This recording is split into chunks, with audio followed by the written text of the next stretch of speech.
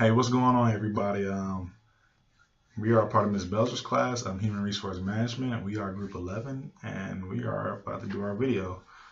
My name is Joseph Richard. This is Erica Reina.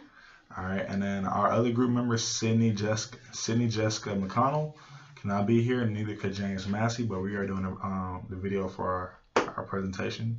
So our company that we're doing is actually AT&T, and our job is a retail sales consultant or representative, and it's a full-time position.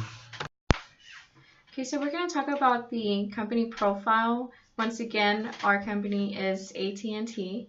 AT&T is actually a holding company and multinational provider of communications and digital entertainment services. It was founded in 1983 and incorporated in 1983, which is the same year. They're actually headquartered in Dallas, Texas. As of 2016, they had a total of 268,000 employees working under the CEO and chairman, which is Randall Stephenson. AT&T also owns and operates regional sports networks and internet interactive game playing. They're actually the world's largest communications company, and they operate in 4 different segments, which is the Business Solutions, Entertainment Group, Customer Mobility, and International. I will briefly touch on all 4 of them.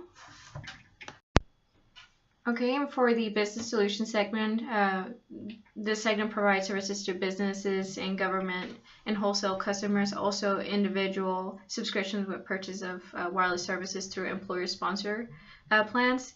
The Entertainment Group segment offers video, internet, and voice communication to residential customers in the U.S. and U.S. territories. We also have the Customer Mobility segment, which is actually a wireless service to consumers and wireless wholesale and resale subscribers in the U.S. and U.S. territories. These are people that offer services under AT&T's network, like Cricket and GoPhones. We also have the International segment, which is a segment that provides services in Latin America with wireless data and voice communication services, as well as multimedia and business consumers in Mexico. And this industry is what I would like to call B2C commerce. It's business to consumer. AT&T is one of the leading providers in the world, not just in the United States. And even though we know them as being business to consumer, as in, dealing with just everyday people on a regular basis, AT&T actually does have many corporate accounts, many business accounts.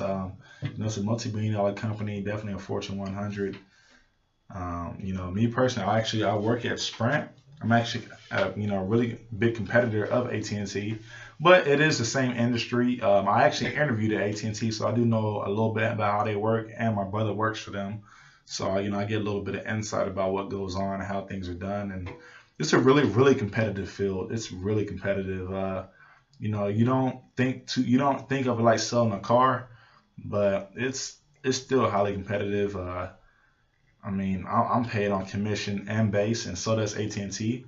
The average part-timer at AT&T can make $52,000 as a part-timer. That's working under 40 hours a week and still getting, at least 50K. So that means that you can still have your another job on the side, or you can have your free time activity. But to be 23 years old, 22 years old, making that kind of money, some people are still in school. Like, I'm still in school working at Sprint, and, we're paid a little different than AT&T, but we do still get really good money. Sometimes it can be more, sometimes it can be less. It just really depends, because like I said, it is a sales-based commission job. And so being a retail consultant, understand that they have a lot of pressures that come with that. You're dealing with, first of all, you're working with money. There's always pressure with money, and there's always pressure with people, because people have needs, people have wants, and being their retail sales representative or their consultant, your job is to ensure that if they walk in mad, they leave happy, and if they walk in happy, they leave happy and don't leave mad. And it's a lot of responsibility, because you don't know what's going on in somebody's world. Customers come in all the time, and some customers are upset about what's going on. They can be upset about what's going on with their family and with their day. And when they come in and they're upset about their phone bill, you're putting on a lot of pressure. It's not the kind of job where when people come in, you can sit there and say, well, blah blah blah, and get them out the store. You can lose your job when customers leave unhappy. They do customer surveys, and you're actually paid on your surveys. Um, but AT&T and Sprint, whenever you get bad SPS, which is your survey, which is your sales, when customers do that to you, you not only get money taken out your check, but this is also sent off to your marketing manager or your big boss. So definitely, it's a lot of pressure that's with the job. But when cool thing about AT&T is to be a retail consultant, you have to go through a bunch of training. They actually make you stop everything that you're doing for 2 to 3 weeks, and they'll either fly you out to Georgia or usually to Dallas if you live if you live out down south, even West Coast, they'll send you to Georgia or Dallas. You have to train for 2 to 3 weeks, like a 9 to 5, doing training just to understand how to do this business, and for they can show you how to deal with bad situations. Because with me saying that, when I say it's highly competitive, it's not just dealing with the customers. Yeah, like I said, there's pressure with that, but also there's pressure to sell. These companies are Fortune 100s for a reason. That's because they win. And AT&T can be very pushy with sales, because they feel like if you walk into a restaurant, you expect to eat. So when people walk into AT&T, even if it's just for a bill payment, they expect for you to leave with something. And it can be a lot of pressure on the job to hit high goals and maintain a really high quota. And I mean, it's a lot. It's a lot with it. I can tell you from experience. It's definitely not walk in and you grab a cell phone and say, here you go. There's a lot of stuff contributing. And with that being said, there's a lot of expectations for you as a sales rep. And you're not just working for yourself. When you think of sales, you think of, oh, I got to do my job, I got to do my part. With doing your job, there's more than one way to do your job. You can do your job the right way or the wrong way. And since this is a team-based company, your peers can't get you fired. Complaints about you can't get you fired. You don't have to actually do anything directly to anybody. You don't have to be insubordinate. You don't have to do something drastic to get out the company. If your peers don't like you in their store, they will complain. And anybody that is seen as a cancer in a store won't survive. That's one of the biggest things. It can be a lot of bias in the store, because coworkers may have their own little packs. You just don't know what's going on. And see, the thing about that is that's the reason why it's company responsibility to hire a great manager, because a good manager is going to know how to handle that situation, keep that from coming. But yet you can be subjected to bias. There can be many misunderstandings, many misinterpretations. You may have employees that have the kind of attitude that you don't gel with. They may not mean you any harm, but it is what it is. Everybody doesn't understand everybody. Everybody doesn't get along. And, it's going to be some times where maybe somebody takes your sales and you're angry about it, but you don't know how to direct it towards them, And it really does affect performance, because when you're paid off of your commission and you find out that somebody else takes something from you, it's just how it is. I mean, you don't work every day over there, and nobody wants to work every day. Let's be real. Everybody wants a day off sometime. But it's a pretty cool process. So we're going to talk about the interview method that AT&T offers. Obviously, with today's technology, most of the time you would first start your interview starts off literally the moment that you submit your resume online.